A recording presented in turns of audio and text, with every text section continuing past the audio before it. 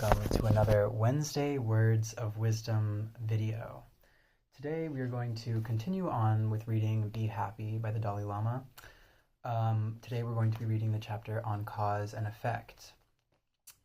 I am filming this right after I just filmed the other one, but I'm going to upload it a week later just to have some videos that I can put out in case I'm not able to make any other ones. But yeah. So we're going to read about cause and effect. Here we go. Oh wait, once again, I'm going to try to leave my commentary and anything I have to say until the end, just to not interrupt the passage. And this one's a little bit shorter than the last one. But anyways, is that all I have to say?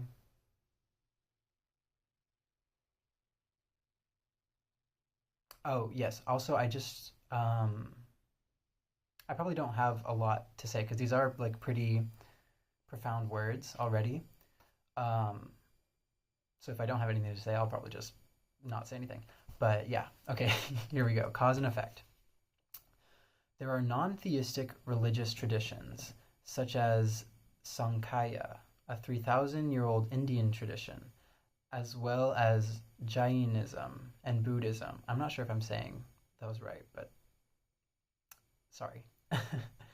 that do not talk about a creator, but believe instead in the law of causality, or the law of cause and effect. Everybody in this country is familiar with the concept of karma, cause and effect. It means action.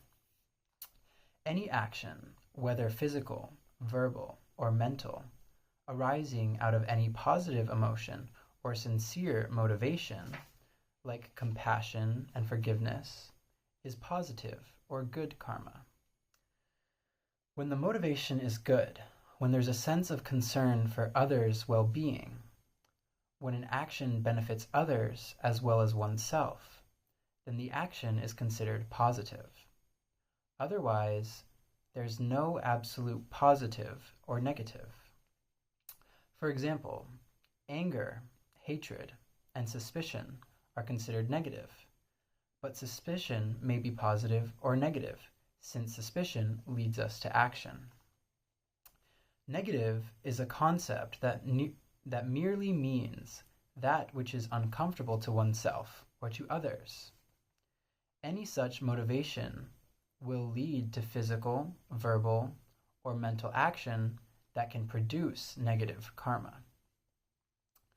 Experiences of pleasure, pain, and the actions that cause them constitute the law of causality.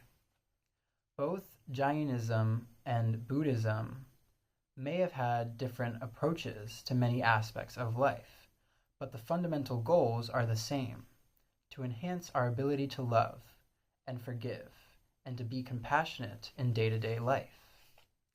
Theistic religions use the concept of God, or the Creator.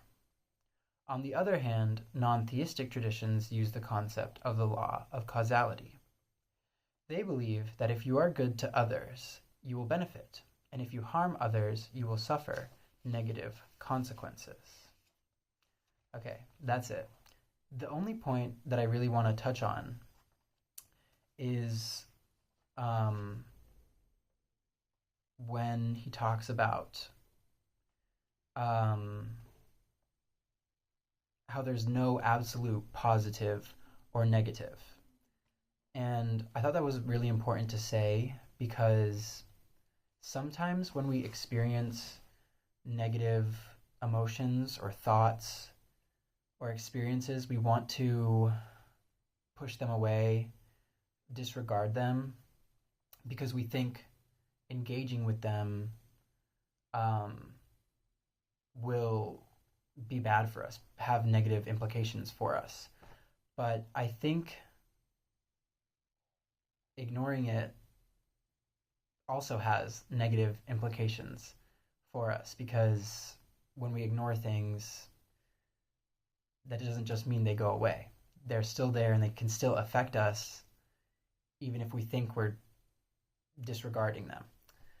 Um, so I think it's really important to have like acknowledge that you do feel negatively about certain things, but try to examine why it's causing you to feel that way. What in your past has created that trigger for you? Um, and how can you address it without it causing you to do something that could negatively affect other people around you? Because we don't really want to be harming anybody else. At least I hope you do not. Anyways, that's it. Thank you so much for watching. I'll see you next week, which is going to be like 2 minutes from now for me.